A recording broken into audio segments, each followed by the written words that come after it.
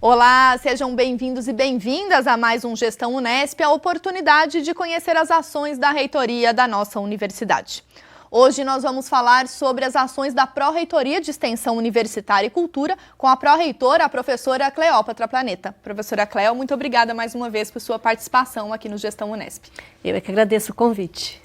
Professora, nós estamos fazendo esse balanço referente ao terceiro ano de gestão, 2019, e na entrevista do ano anterior nós estávamos na fase de receber os relatórios dos projetos que tinham sido desenvolvidos com os editais de 2018, a partir do momento em que vocês modificaram um pouco diante da Política Nacional de Extensão Universitária, o que é a extensão, implantando então os projetos de iniciação à extensão. Então, a partir dos relatórios que vocês receberam e fizeram essa avaliação no início de 2019, como que isso tem se equacionado dentro da universidade naquela grande dimensão de compreender a extensão?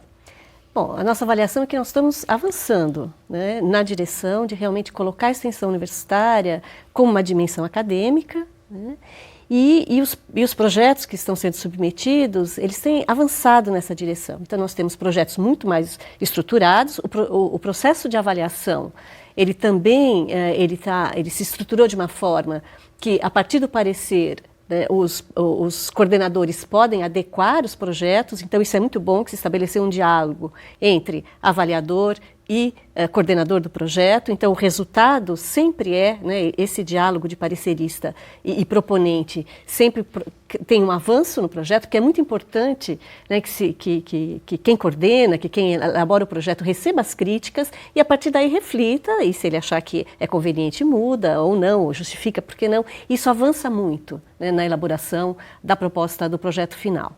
Então isso foi muito bom nesse sentido. Então nós tivemos projetos mais estruturados e evidentemente os resultados são melhores. Então isso está traduzido nos relatórios, né? Mas evidentemente que a gente ainda tem um longo caminho a percorrer, porque é um processo mesmo, né? A extensão universitária foi a última dimensão acadêmica que foi colocada, né, na universidade, que foi incorporada na universidade, e ela vem se construindo, mas a gente tem avançado na direção de que ela fique realmente acadêmica, né? Baseadas em princípios, conceitos, metodologia e que tenha claramente os resultados que ela quer chegar. E isso está, de certa forma, se refletindo nos relatórios também.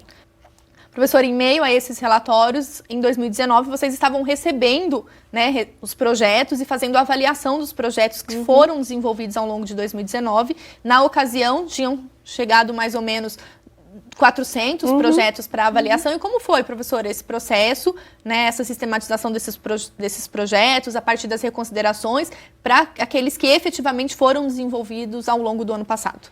Então, no ano passado nós tivemos 400 submissões e 296 projetos aprovados, que é um índice muito bom, né, de aprovação. E esses projetos foram desenvolvidos ao longo do ano e agora nós estamos recebendo os relatórios. Esse ano, para 2020, nós tivemos um número menor de submissões, 360 projetos em torno que estão no processo de avaliação. Então, eles estão exatamente nesse momento em que os proponentes receberam de volta os pareceres e estão podendo, então, readequar os projetos, responder aos pareceres. Então, essa diminuição no número de projetos, né, para nós, é o refinamento da extensão universitária. Né, porque, de fato, não adianta ter um grande número de projetos que não correspondem, né, ao que a gente entende, de fato, por extensão universitária, seguindo, né, a legislação, enfim, a política nacional, agora a nova resolução do MEC. Então, realmente, existe uma diminuição do número, mas o aumento da qualidade é altamente significativo. E essa também ressignificação para os próprios professores e alunos em relação, né, ao escopo do que compreende a extensão para e com a comunidade, que é essa diferenciação que vocês têm trabalhado, para que a comunidade traga essas demandas, a universidade também contribua no sentido de, né, propiciar tecnologias sociais que sejam aplicadas. Isso, nós tivemos, isso é importante, o que você comentou, porque nós tivemos esse ano um foco na tecnologia social. Nós tivemos um edital específico para a tecnologia social, que recebeu em torno de 70 propostas, que estão também em fase de análise. Porque a tecnologia social, ela caracteriza muito bem essa questão do diálogo com os outros setores da sociedade, e quando nós falamos em outros setores, é muito amplo, né? Então, quem está do lado de fora da universidade. E esses projetos, eles caracterizam muito bem, porque a ideia é que sejam serviços ou produtos, né, desenvolvidos em em conjunto com a comunidade, né? Então, e nós tivemos um foco, um edital específico para esses projetos e nós vamos trabalhar muito ainda nisso, porque nós temos uma meta de aumentar o número desses projetos. Pensando nessas metas, professora, a senhora já havia comentado também a necessidade de mensurar esse impacto social que os projetos de extensão têm efetivamente ao longo da trajetória da nossa universidade, e para isso vocês iriam trabalhar ao longo de 2019 pensando em indicadores, em parâmetros que vocês já estão construindo no momento de avaliação dos projetos e dos relatórios finais, mas também para poder medir esse impacto social. Isso foi possível? Como que a gente avançou nesse processo? Ele está avançando no seguinte sentido. Primeiro, nós incorporamos, né, na proposta do projeto 2 itens, resultados esperados e perspectiva de impacto social, né? Então, isso vem sendo indicado nos projetos e depois isso deve ser refletido nos relatórios, né? E é do acúmulo, né, dos resultados e da perspectiva de impacto que nós vamos conseguir construir esses indicadores, né? Então, a gente precisa de um processo, eu acho que acumulando essa experiência, acumulando esses resultados, sistematizando os resultados. Porque é o segundo ano que estão chegando resultados nessa formatação. Isso. E a partir dessa sistematização de resultados é que nós vamos entender como a gente constrói um indicador que comunique o impacto social, né? Então, nós estamos participando, a Unesp participa do projeto Métricas da FAPESP, que é coordenado pelo professor Jacques Marcovitch, e tem um grupo, né, do qual eu represento a Unesp, juntamente com o professor Guilherme, que está discutindo especificamente essa questão dos indicadores de impacto social. Inclusive, resultou na publicação de um capítulo, de um livro que o capítulo é especificamente Impacto Social da Universidade, que está no livro Repensar a Universidade 2, que é um livro de acesso aberto, então quem tiver interesse em consultar, é só colocar Repensar a Universidade 2, que vai estar lá, e o capítulo de indicadores de impacto social também.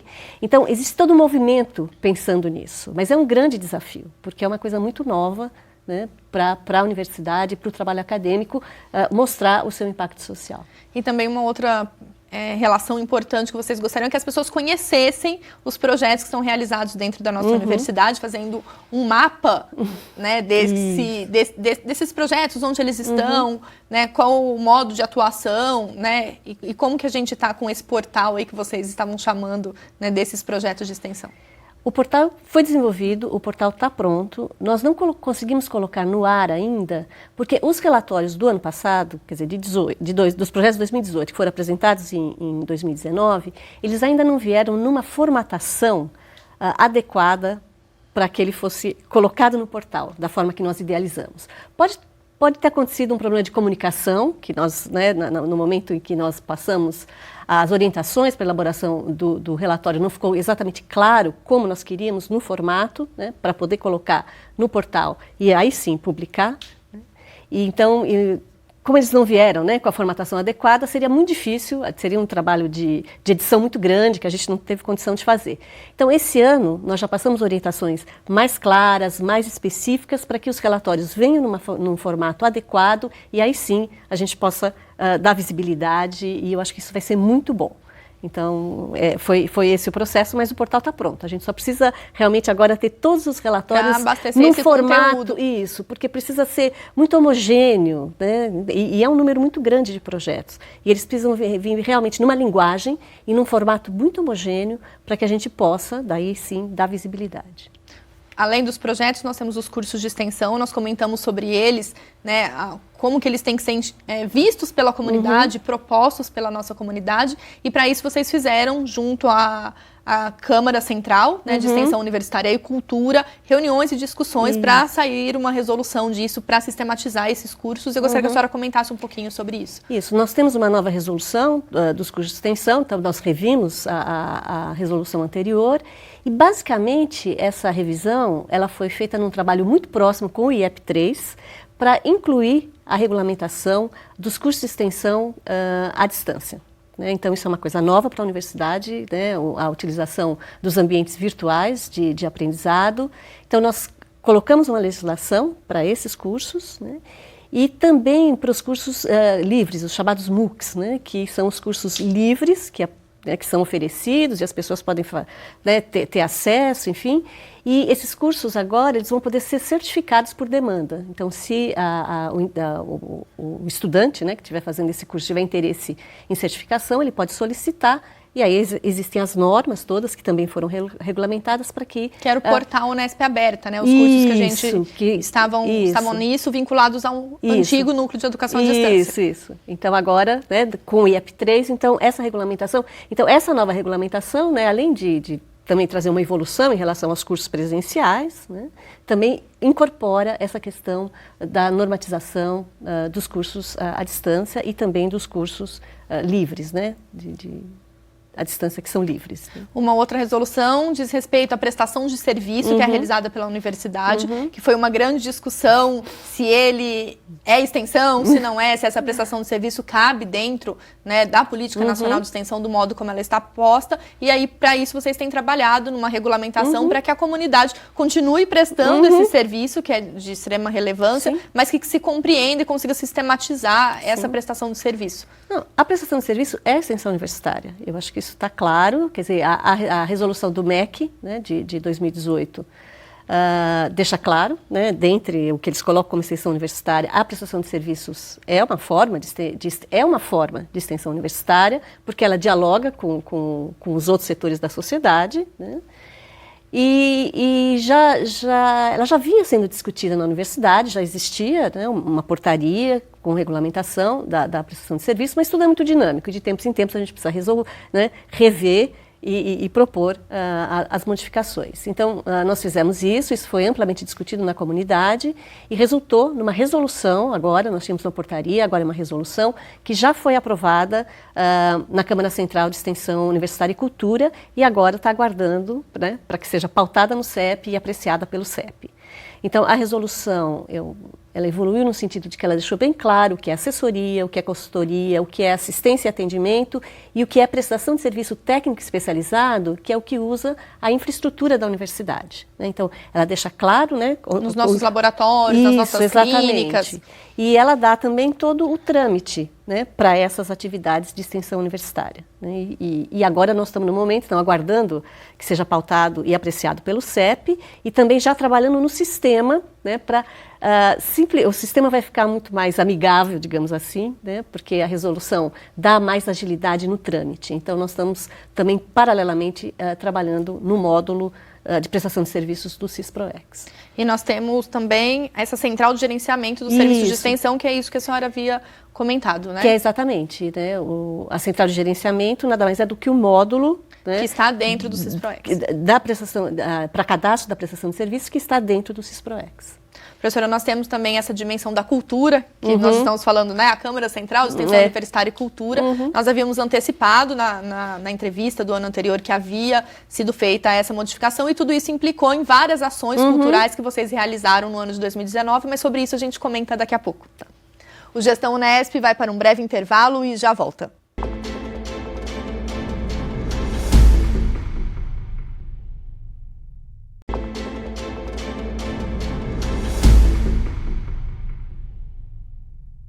O Gestão Unesp está de volta hoje comentando as ações da Pró-Reitoria de Extensão Universitária e Cultura da Universidade com a pró-reitora, a professora Cleópatra Planeta. Professora, nós havíamos, né, comentado sobre essa dimensão da cultura também ser incorporada na nomenclatura da Pró-Reitoria. Eu gostaria que a senhora comentasse especificamente que nós havíamos antecipado que dependeríamos do PDI para ter um edital específico na área de ação cultural, como nós tivemos em 2018, mas isso em 2019 não se concretizou. Eu queria saber o impacto disso para a comunidade, para essas ações que vocês estavam movimentando na área cultural. Acho que na dimensão da cultura a gente tem que entender dois escopos, primeiro, né? Existe um escopo das atividades culturais, né, que está diretamente relacionada com a atividade de pesquisa e ensino. Então, essa é a dimensão da cultura que, vamos dizer assim, dialoga, né, a partir, né, da indissociabilidade pesquisa, ensino e extensão, vai dialogar com os outros setores da sociedade. Então, é essa parte que a gente pode dar como exemplo, né? Eu acho que o mais evidente é o Instituto de Artes, né, que está na atividade acadêmica deles de pesquisa e ensino as artes, né, e a cultura, e aí, então, isso dialoga com os setores externos e por isso, né, então ele está dentro do PDI.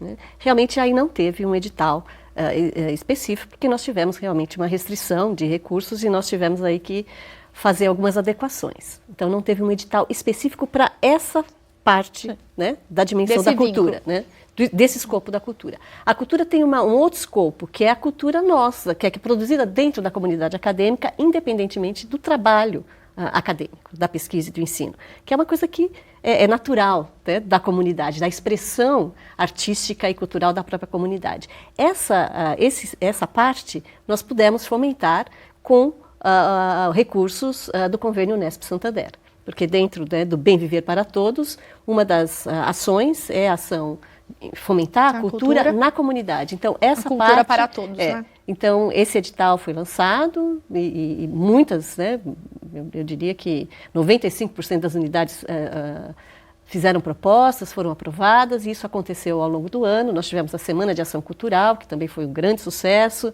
e isso agora vem realmente, a comunidade está incorporando essas ações e atividades culturais no seu dia a dia. Isso é muito importante, porque isso enriquece muito, né, a vida acadêmica, né, o olhar crítico, as reflexões que toda atividade cultural gera, enriquece muito, né, eu acho que tanto o ensino quanto a pesquisa, enfim. E aí dentro, pensando, né, nesse fomento, na divulgação disso, vocês divulgaram, né, uma agenda cultural mensal com as atividades de cada campus. Né, como que a comunidade recebeu isso? A senhora já disse, né, acerca do envolvimento, da proposição por, né, mais de 90% das nossas unidades.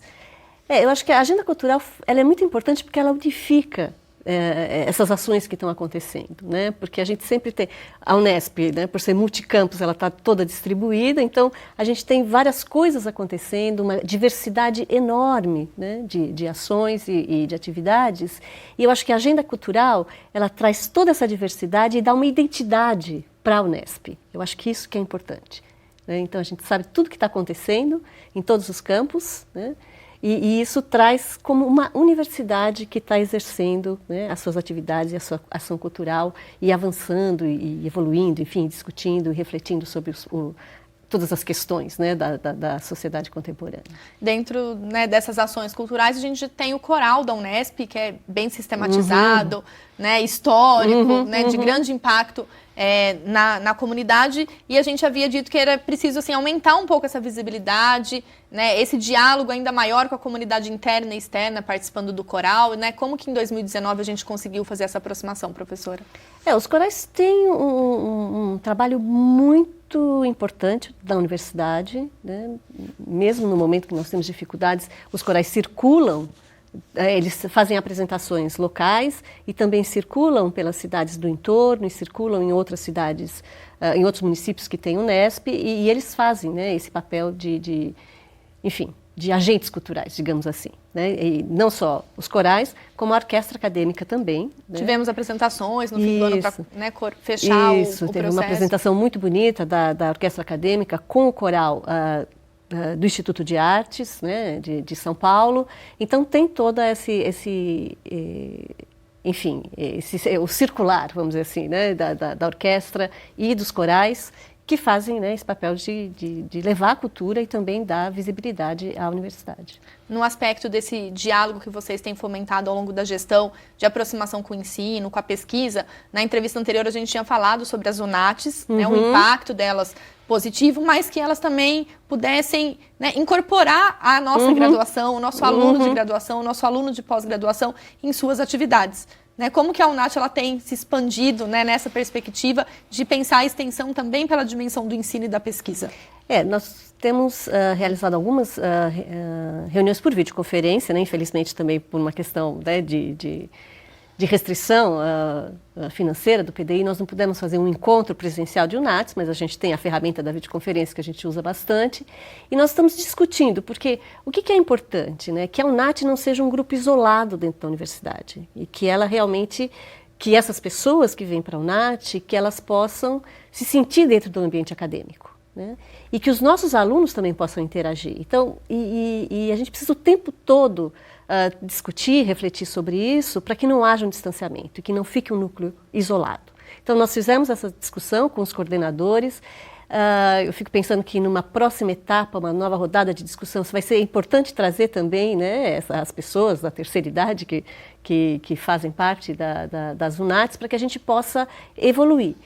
E já está colocado, isso já foi também passado para os coordenadores, existe uma regulamentação das UNATs, então essa regulamentação também agora foi aberta para discussão, para que a gente possa, né, introduzir esses elementos, novos elementos, né, para adequar a UNAT a essa situação, que de fato nós precisamos oferecer e trocar saberes, né, os nossos com os saberes, né, das pessoas que vêm de fora para dentro da universidade. Então, nós estamos no processo. Então, isso também vai resultar, provavelmente, numa nova resolução. Para agora, né, 2020. Para agora, 2020. Essa é a ideia. Então, já os coordenadores já estão com essa missão de pensar e discutir para dar sugestões com esse objetivo de aproximar mais a UNAT e a comunidade acadêmica nesse sentido da troca de saberes mesmo.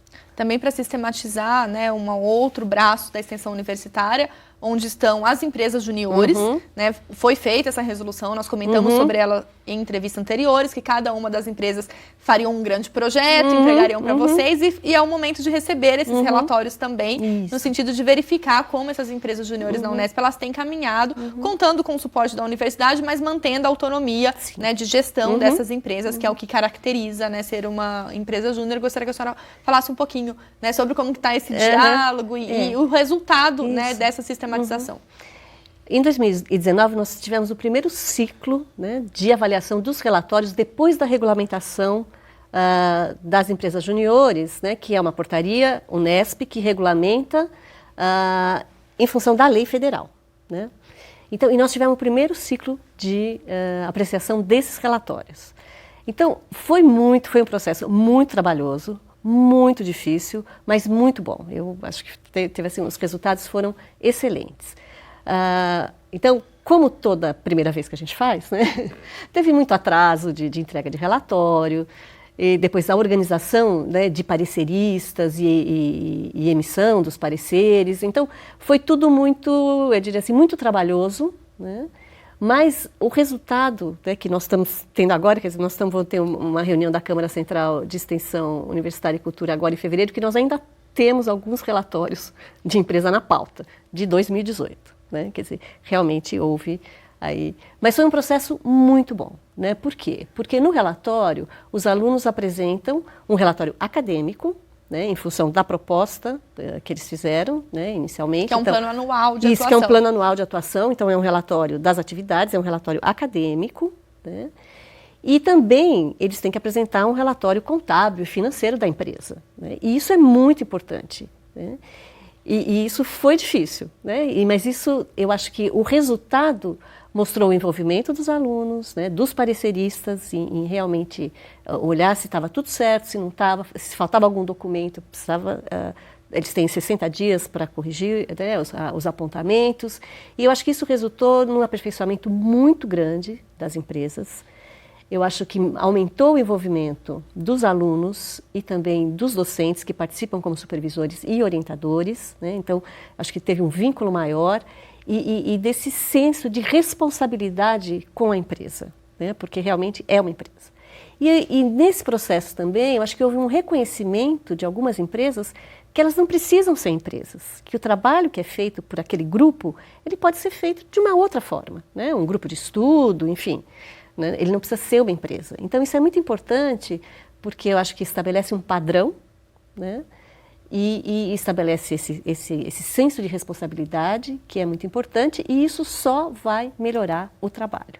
Nós detectamos, evidentemente, alguns problemas no trâmite, a gente precisa agilizar, né? Mas nós vamos passar pelo segundo ciclo agora, nós já fizemos uma reunião com as empresas no final de 2019, já temos um cronograma para esse ano, os relatórios vão ser entregues um pouco mais cedo, nós vamos tentar agilizar também o processo de análise, né, pelos pareceristas, e a gente precisa desse segundo ciclo para daí detectar realmente como a gente pode melhorar, né, a portaria para que a gente tenha mais agilidade, enfim. Mas foi um processo, eu acho, muito bom realmente de estruturação das empresas juniores. Nós comentamos no bloco anterior acerca da visibilidade, do impacto social, e as empresas juniores da Unesp, elas têm participado efetivamente de grandes grupos nacionais na área de empreendedorismo, de inovação. A Agência Unesp de Inovação está aí, né, aliada à Pró-Reitoria de Extensão e Cultura, no sentido de fomentar esse viés de empreendedorismo, dessa marca, né, de ser uma empresa, como eles têm chamado quando elas saem da universidade, né, as startups filhas da Unesp. Então, acho que tem fomentado isso, e os alunos têm reconhecido esse suporte que vocês têm dado no sentido de reconhecer, né, eu sou presidente, sou coordenador de uma empresa. Eu acho que isso é muito importante, e a estruturação da empresa e o reconhecimento que isso é importante, né, eu acho que isso só dá mais força para que ela possa realmente daí desenvolver essas ações de inovação, de empreendedorismo, né, colocar o aluno na realidade do mercado de trabalho. Então, eu acho que todo esse processo só está caminhando para isso, né, e que realmente a gente possa, que a partir desse trabalho em empresas juniores, que muitos desses alunos incorporem, né, essas questões da inovação, do empreendedorismo, e que possa depois ter uma startup, enfim, e avançar para essa área da inovação, né, e da tecnologia. A Pró-Reitoria também está diretamente vinculada à atuação dos cursinhos pré-universitários da Unesp. Né, nós já falamos em outras ocasiões, elaboramos programas, né, junto a esses cursinhos no sentido de divulgar esse trabalho, e eles têm atuado muito na política também da Unesp de inclusão universitária, né, separando vagas desse cursinho para estudantes PPI, além de ser majoritariamente o foco ter aluno de escola pública. Gostaria que a senhora falasse dessa ação dos cursinhos, como vocês têm, né, estado tão perto deles no sentido de aproximar dessa dimensão de uma ação extensionista, né, de uma atividade de extensão. Bom, os cursinhos são programas já bem estruturados na universidade, né, mas eu acho que a universidade, né, ela tem essa característica, ela é dinâmica e ela tem que estar o tempo todo refletindo, fazendo críticas para que ela possa, né, avançar, evoluir, né. Com os cursinhos, nós temos sempre, né, uma conversa muito próxima com os coordenadores, tanto docentes quanto discentes. E o que nós fizemos ano passado, nós tivemos a iniciativa, né, de enviar questionários para os cursistas, para os alunos dos cursinhos, né. E é um questionário simples, né, para caracterização socioeconômica e também para uma avaliação de qual é a expectativa desses alunos, né, em relação aos cursinhos. Então, evidentemente que ele refletiu, né, o que a gente espera dos cursinhos, que a grande maioria dos alunos, mais de 80%, vem de escolas públicas, né. Nós temos mais meninas do que meninos nos nossos cursinhos, o que também é interessante. Nós temos uma representação de PPIs ainda um pouco abaixo, né, do que a gente tem no sistema de reserva de vagas, que seria 35%, um pouquinho abaixo, mas talvez seja alguma coisa que a gente possa incentivar, né. Teve uma outra pergunta que nós fizemos, e que eu acho que é muito interessante, que eu também discuti isso com os cursinhos, que dos respondentes, né, nós tivemos, nessa primeira etapa, a gente quer agora prosseguir com isso, mas 96%, né, dos que responderam disseram que o objetivo deles, vindo ao cursinho da Unesp, era fazer o vestibular da Unesp. E muitos deles, mais de 50%, cursar no próprio campus em que estava fazendo o cursinho. Eu acho que esse dado também é muito interessante, porque a gente observa com dados, enfim, da Unesp, que uma grande parte desses alunos, né, que estão nos cursinhos não fazem o vestibular depois, mesmo com isenção. Então, esse talvez seja um ponto importante para trabalhar. Uma outra pergunta que nós fizemos, ou duas perguntas que também eu acho importante, é se esses alunos cursistas, né, que estão fazendo o cursinho, se eles conhecem o sistema de reserva de vagas, e só em torno de 25% respondeu que conhecia completamente o sistema de reserva de vagas, e os outros ou conheciam parcialmente ou não conheciam, né? E uma outra pergunta é se eles conheciam, se eles tinham, né, conhecimento pleno da política de permanência estudantil da Unesp. E só foi em torno de 15% respondeu que conhecia plenamente, né? Então é importante, talvez, então com isso tinham outras perguntas, enfim, mas nesse sentido, então esses são 2 pontos importantes, talvez, né? Que se a gente que são políticas institucionais isso, divulgar melhor a política institucional, tanto de reserva de vaga quanto de permanência estudantil, que talvez isso estimule mais o aluno a fazer o cursinho e fazer a matrícula, né? A gente sabe que em torno de 7% dos matriculados nos últimos vestibulares, nos últimos 5 anos da Unesp, em torno de 7% são oriundos dos nossos cursinhos. É um número bom, mas a gente pode aumentar, né? E esses 2 pontos talvez seja importante, e eu já fiz uma reunião, já mostrei esse dado para todos, para que a gente possa agora aumentar a amostragem, né, para que a gente tenha uma amostragem mais representativa, mas eu acho que aí já tem uma indicação, por exemplo, importante trabalhar, né, e mostrar claramente para esses alunos quais são essas políticas, né, de ação afirmativa e de política de permanência. Isso talvez estimule mais alunos a fazer o vestibular, e se mais alunos fazem o vestibular, mais alunos vão ter a oportunidade, ter a chance de fazer a matrícula. Então, eu acho que esse é um movimento até que nós estamos fazendo e que nós vamos continuar esse ano para aumentar a amostragem, enfim. E aí desenvolver ações a partir do conhecimento do que esses alunos esperam, né?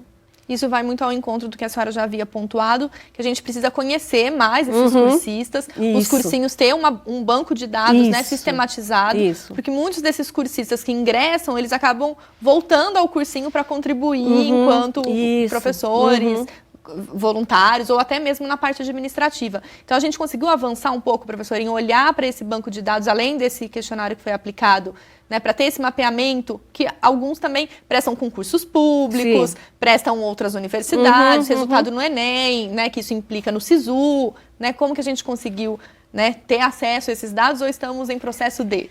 Eu acho que esses dados, né, de acompanhamento do aluno, depois do cursinho, nós temos condições de fazer com os alunos que se matriculam na Unesp, né? A Unesp tem um sistema de dados excelente, então para esses alunos que continuam na Unesp, nós conseguimos, por exemplo, iniciar para ver como é que é o desempenho deles dentro da universidade, né, ao longo do tempo. Então, se ele entrou pelo sistema de reserva de vagas, se ele entrou pelo sistema universal, e qual que é o aproveitamento dele, né, ao longo dos anos. Então, nós começamos a fazer esse estudo, mas isso com a base de dados da Vunesp. Né?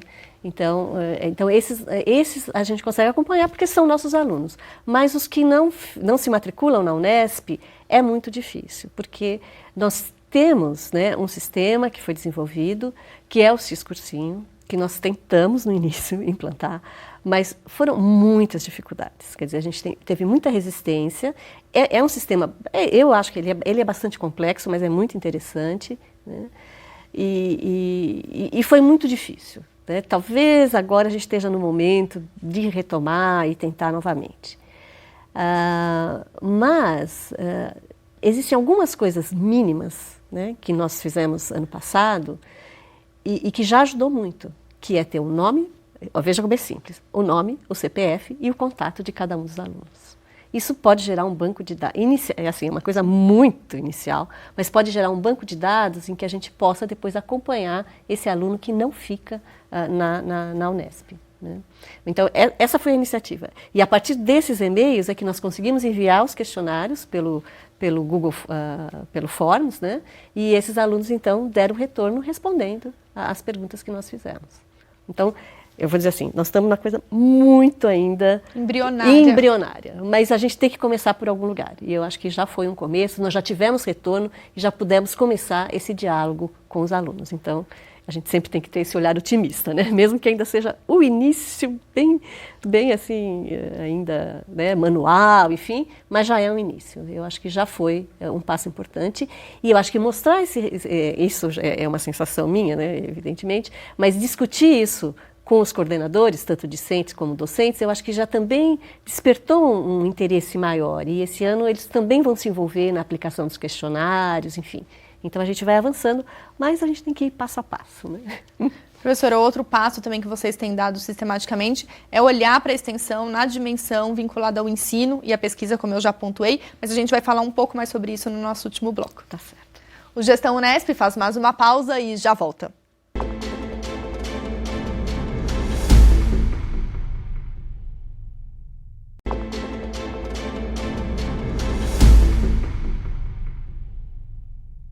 O Gestão Unesp está de volta hoje recebendo a pró-reitora de Extensão Universitária e Cultura da Unesp, a professora Cleópatra Planeta.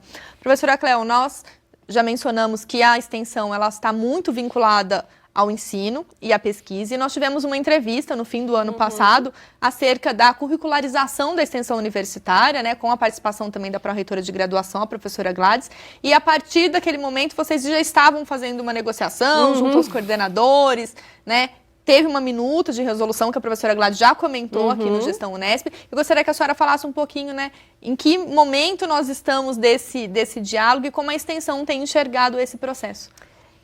Nós enxergamos esse processo com muito otimismo, digamos assim, né? Por quê? Porque ele vai incorporar, ele vai fortalecer esse princípio da indissociabilidade, né? E vai colocar os nossos alunos, né, a formação dos nossos alunos em contato com a realidade social, né? E isso é importantíssimo, né? Quer dizer, tanto para a formação técnica, né, do profissional e também para a formação cidadã, né? Porque ele vai poder discutir vários assuntos, né, em contato com a própria realidade, né, em contato com os atores, né, que estão vivendo a realidade social. Então, acho que isso é muito importante nessa questão do ensino-aprendizagem.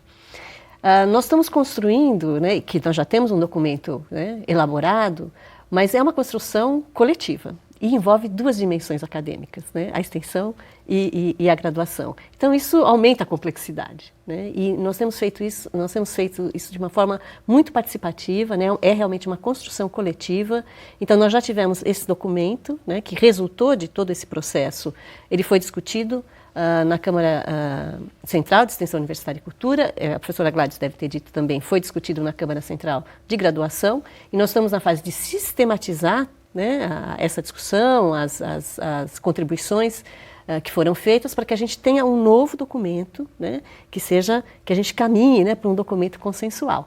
E eu acho que ele está, talvez, caminhando mais lentamente do que nós gostaríamos, mas eu acho que esse é o processo. Estamos no prazo, né, professora? Estamos no prazo. Até nos antecipamos a isso, né? Estamos até nos antecipando a isso, e eu acho que a gente, e mesmo com essa questão do prazo, a gente tem que ter uma preocupação de fazer uma coisa bem construída coletivamente, né, para que depois ela seja implantada, porque a gente sabe se as pessoas não se envolverem no processo de construção de uma questão complexa, né, porque envolve duas dimensões, porque envolve formação de alunos, né, então se as pessoas não se envolverem... E uma legislação e uma legislação, exatamente. Então, se essa legislação não refletir esse processo de construção coletiva, depois a gente corre o risco dele não ser implantado, porque a gente sabe, né, a universidade é assim.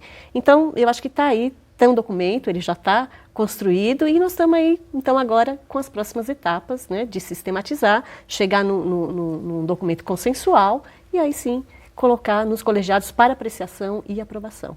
Paralelamente, a gente tem conversado muito com cursos, né, ou unidades que querem entender um pouquinho melhor do processo e também aí a gente já nessas conversas tem contribuições também que refletem no documento que nós estamos construindo. Então é esse processo. Mas a gente tem alguma meta, professora, assim, de fechar 2020 e já ter alguma reformulação curricular que contemple, né, principalmente porque tem cursos que precisam fazer essa atualização curricular? A ideia é que quem estiver no processo de reestruturação curricular, que possa já fazer a acreditação da extensão universitária, né? Porque então, se não fizer agora, tem que fazer para cumprir o prazo. Porque em 2021, quer dizer, a gente tem que estar com a legislação pronta, né? Quer dizer, não é que o aluno já tem que estar formado, né? Mas os cursos já têm que estar reestruturados, que é o prazo da resolução. Então, quem já quiser utilizar, porque, né, realmente um instrumento muito inovador, né, porque realmente colocar um projeto, e a ideia é que ele seja um projeto interdisciplinar dentro do projeto político-pedagógico e dar essa formação em contato com uma realidade, né, do mundo, do que está acontecendo, isso é muito inovador, né? Isso inova, os professores vão ter que inovar nas suas formas de ensinar, né, e os alunos vão ter que refletir muito. Então, para quem eu acho que a gente já avançou bastante para que aqueles cursos que já estão no processo de reestruturação e que têm interesse nesse momento de já colocar, a gente já tem condições de dar as orientações, enfim. Né? Então, eu acho que para quem nesse momento já tem interesse, né, então a meta é que a gente chegue até né, o final da gestão com essa legislação, enfim, já aprovada nos colegiados. Uma outra ação representativa, a gente comentou dos cursos Unesp Aberta, que estão vinculados ao IP3, mas também a Unesp ela tem atividades que ela abre as portas para receber a comunidade, para mostrar os cursos, os laboratórios, né, mostrar vivências e também os atendimentos né, de saúde, a prestação de serviços, como a gente já pontuou. E aí vocês começaram a divulgar isso numa agenda específica, demonstrando esse envolvimento com a comunidade. Eu queria que a senhora falasse um pouquinho, né, de que modo, assim, dar transparência e ampliação de visibilidade a essas ações contribui, né, para essa marca, para essa identidade Unesp e a valorização ainda maior da extensão universitária.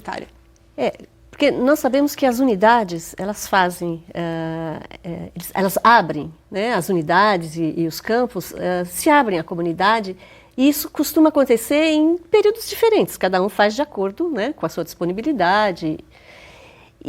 Mas é importante que em algum momento, né, a gente tenha a Unesp toda fazendo isso, para que realmente fique uma marca, né, e isso aumenta a visibilidade e isso também traz identidade, né, como Unesp, né, e não como unidades isoladas. Então a ideia de fazer uma semana de Unesp Aberta, que todas as unidades, né, fizessem algum tipo de atividade para receber a comunidade dentro do campus, né, dentro da unidade, ou que a unidade, né, o campus fosse até a cidade. Né.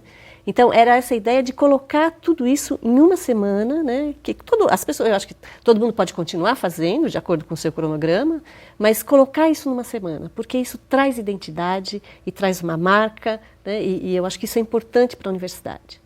Principalmente nesse momento que nós estamos vivendo, né, que eu acho que nós passamos aí por uma crise aguda, vamos dizer assim, mas isso continua, né? Eu acho que a universidade, a ciência ainda está sob ataque, então eu acho que a gente precisa cuidar mais desse diálogo, né, com a sociedade. E a ideia, né, então nós organizamos, eu acho que nós fizemos no final de outubro, muitas unidades, eu acho que em torno de 20 unidades fizeram atividades ao longo dessa semana, conseguiram concentrar, outras já tinham realizado e não conseguiram, enfim. Mas eu acho que nós tivemos uma boa, eu acho que 20 unidades é um número bom. E nós, na nossa proposta, além dessa semana, quer dizer, nós gostaríamos de construir uma agenda permanente de difusão científica, né, de difusão de conhecimentos científicos e humanísticos, quer dizer, permanente, quer dizer, a Unesp ter uma agenda como uma agenda cultural, né, uma agenda em que vai acontecer alguma coisa aberta ao público, toda semana, em todas as unidades. Quer dizer, a ideia é caminhar para isso e depois ter uma semana concentrada. Se condense. Isso. Então a ideia é essa, então acho que isso é muito importante como forma de diálogo, porque tem um conhecimento muito grande dentro da universidade. E todo conhecimento que é produzido dentro da universidade, ele é relevante. Não importa que área seja, ele é relevante. E ele não pode ficar aqui dentro. Ele precisa sair. Né? Lógico que nós precisamos aprender a fazer, né? Ainda eu acho que tem um processo de aprendizado, mas isso é fundamental. E principalmente nesse momento em que a gente tem uma ciência sob ataque, a gente tem decisões que são tomadas que não são baseadas, né, em evidências científicas, e a gente tem essa responsabilidade. A gente tem duas questões. O conhecimento não pode ficar aqui dentro, porque ele é relevante, não importa a área, isso eu repito o tempo todo. Né?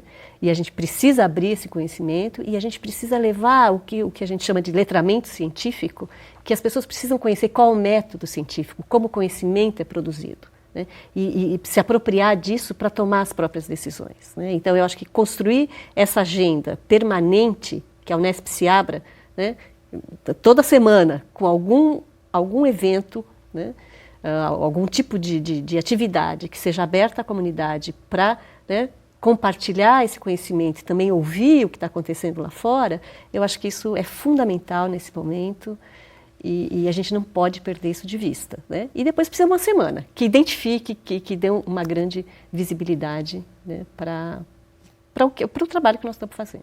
Esse trabalho caminha agora para 2020, a gente já comentou que é o último ano de gestão, nós teremos um momento no fim do ano para abordar se essas ações elas se concretizaram ou não, mas para a gente poder fazer esse balanço, né, da gestão como um todo, eu gostaria que a senhora ainda pontuasse o que desafia a extensão universitária, a cultura, nessa dimensão do que vocês, né, que estão trabalhando ao longo desses anos. Olha, eu acho que o grande desafio ainda é colocar a extensão universitária como uma dimensão acadêmica, da mesma forma que é o ensino e que é a pesquisa. E o que significa dimensão acadêmica? A extensão universitária, ela precisa ter, ela tem que ser baseada em conceitos, ela tem que ter princípios, ela precisa ter e tem uma metodologia, e ela tem que mostrar os seus resultados. Então, aí ela, né? Nós estamos caminhando nesse sentido, mas ainda é um desafio, porque a comunidade acadêmica toda precisa se apropriar disso, né? E no momento em que ela estiver bem estabelecida e ela está caminhando para isso, com uma dimensão acadêmica, aí ela vai mostrar com muita clareza os seus resultados e ela vai poder ser avaliada e valorizada como nós queremos, né? Então, eu acho que esse ainda é um grande desafio. E a questão, que eu acho que também é fundamental, que é a indissociabilidade, né? A extensão universitária, ela não pode acontecer dissociada da pesquisa. Ela precisa vir do trabalho acadêmico, desse conhecimento que é gerado na universidade, e aí a extensão universitária vai dar esse caminho de diálogo, né, com as pessoas, né, os setores que estão externos à sociedade, e isso é que vai gerar o impacto social. Então, eu acho que são essas duas questões. A extensão universitária como dimensão acadêmica e a indissociabilidade, ensino, pesquisa e extensão. Professora Cléo, gostaria de agradecer mais uma vez, então, a sua participação, desejando um bom trabalho a você e a toda a equipe da ProEx. Nós é que agradecemos. Muito obrigada. Obrigada. O Gestão Unesp fica por aqui. Acompanhe o debate e as discussões acerca das ações da nossa universidade ao longo de nossa programação e também em nosso site. Obrigada pela companhia e até a próxima.